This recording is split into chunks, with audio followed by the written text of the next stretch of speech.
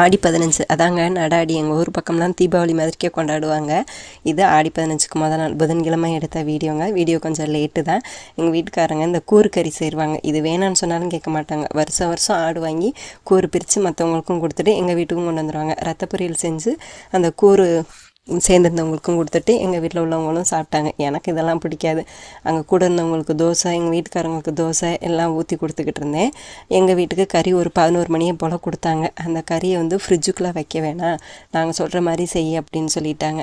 இதுக்கு பேர் கொய்யாப்பு கொளுத்துறதாங்க. அந்த கறியை நல்லா அலசிட்டு எண்ணெய் எதுவுமே ஊற்றக்கூடாது. வடைச்சட்டியில் போட்டு அது கூட லைட்டாக உப்பு மட்டும் போட்டு இந்த மாதிரி நல்லா கொதிக்க விட்டு இறக்கி வச்சிட்டோன்னா மறுநாள் காலையில் கெட்டு போகாதான், அப்படியே இருக்குமா. நான் பூனை எதுவும் ஆட்டை போட்டோன்னு சொல்லிட்டு மூடி வச்சுருந்தேன். மறுநாள் அந்த கறியை என்றைக்குமே செய்யாமல் புதுசாக மட்டன் பிரியாணி செஞ்சுருந்தேன். செம்ம டேஸ்ட்டாக இருந்துச்சு. அது கூட மட்டன் குழம்பு வச்சுருந்தேன். ரெண்டுமே எங்கள் வீட்டில் சூப்பராக இருந்துச்சுன்னு சொன்னாங்க.